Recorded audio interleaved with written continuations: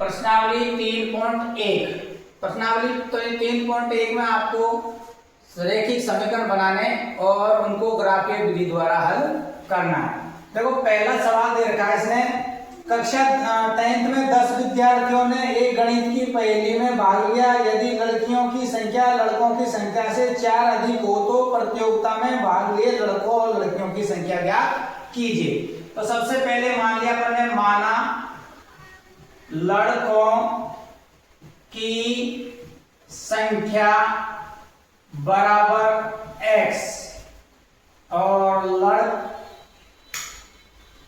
लड़कियों की संख्या बराबर y। लड़कों की संख्या x मान ली, लड़कियों की संख्या को y मान लिया। और टोटल बच्चे कितने हैं? x प्लस y बराबर 10। x प्लस y बराबर 10। लड़के और लड़कियों का टोटल योग 10 दे रखा है, तो x प्लस y बराबर कितना हो गया? 10। फिर उसने कहा है यदि लड़कियों की संख्या लड़कों की संख्या से 4 अधिक हो, लड़कियों की संख्या लड़कों से 4 अधिक हो, तो देखो अगला हो जाएगा आपका, देखो लड़कों की संख्या तो x है और लड़कियों की संख्या लड़कों से 4 अधिक है। आगे सब बोला है लड़कियों की संख्या लड़कों की संख्या से 4 अधिक है, तो लड़कियों की संख्या हमने क्या मानी थी? 22, और ये लड़कों की संख्या 4 से 4 अधिक है, तो x के साथ हमको 4 जोड़ना है, क्योंकि लड़कियों की संख्या लड़कों से 4 अधिक है, तो यहाँ पर हमको 4 जोड़ना है।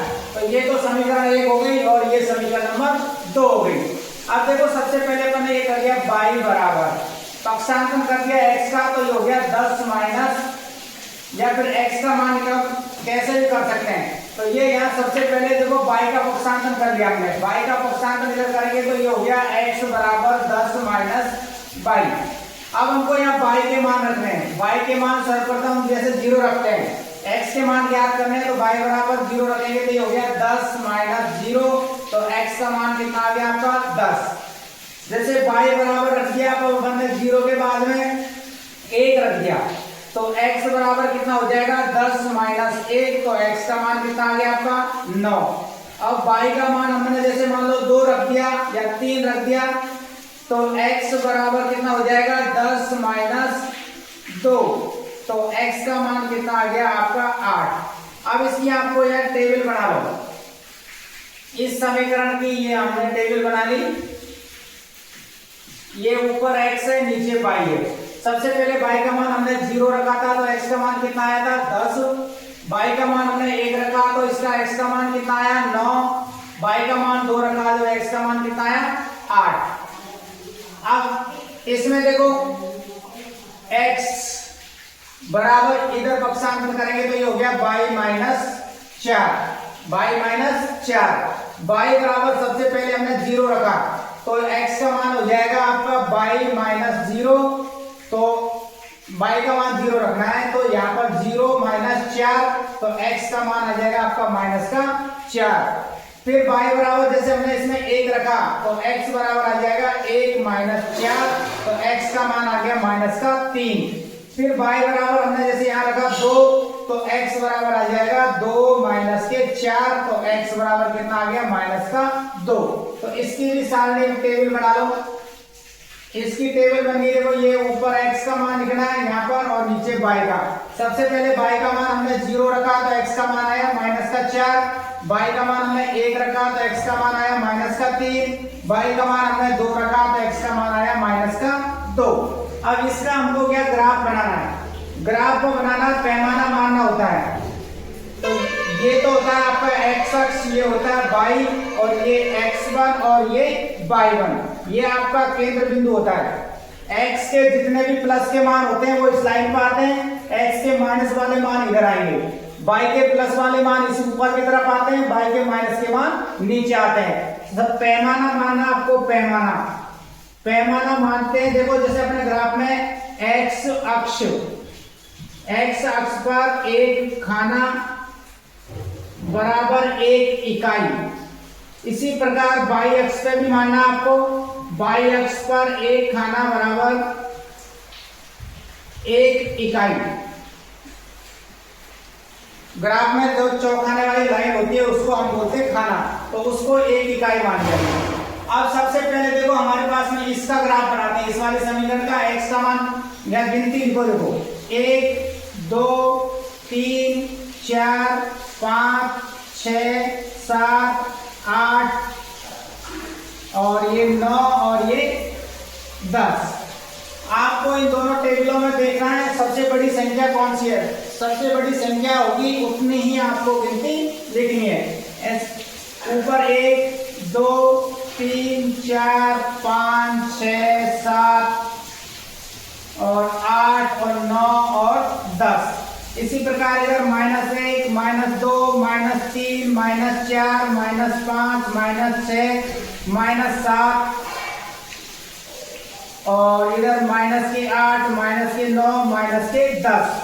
इसी प्रकार नीचे लिखना -1 -2 -3 -4 -5 -6 -7 -8 -9 -10। इस प्रकार से आपको गिनती लिखनी है। इन दोनों टेबल में आपको देखना है सबसे बड़ी संख्या कौन सी है, उतने तक की आपको गिनती लिखनी है। अब देखो x का मान 10 और y का मान 0। x का मान 10 तो ये है आपका और y का मान 0। ये x का मान हो चाहे y का मान हो 0 यहाँ आता है। फिर x का मान 9 और y का मान 1। x का मान 9 और y का मान 1, तो ये यहाँ पर आपको गिनती लगानी है। x का मान 8 और y का मान 2। x का मान ये 8 है और y का मान थोड़ा ये नीचे आएगा और y का मान आप ये 2 यहाँ। ठीक है, इस प्रकार से आपका ये बन गया। फिर आप इस पे आ जाओ, x का मान -4, x का मान -4 और y का मान 0। ये -4 और 0 यहाँ है। x का मान -3 है और y का मान 1 है, तो ये यहाँ पर आएगा। फिर x का मान -2 और y का मान 2 है, तो x का मान 2 और इसका 2 ये आएगा। इस प्रकार से आपका ग्राफ ये बनेगा। तो आपका देखो ये वाला ग्राफ तो है आपका इस वाले का x बराबर y -4 और ये वाला है आपका x + y बराबर 10। इस प्रकार को आपको ग्राफीय विधि द्वारा आपको सवाल नंबर 2 इसमें दे देगा। देखो आपको a1/a2 b1/b2 c1/c2 ये पता करना है आपको, ये दोनों समीकरण समांतर है या समपाती है। समांतर या समपाती आपको देखो तुलना इससे करनी है। a1x + b1y + c1 बराबर 0। इस प्रकार ये a2x + b2y + c2 बराबर 0 आपको तुलना करनी है।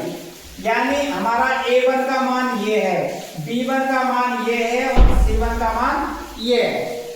a2 का मान 7 है, b2 का मान 6 और c2 का मान -9।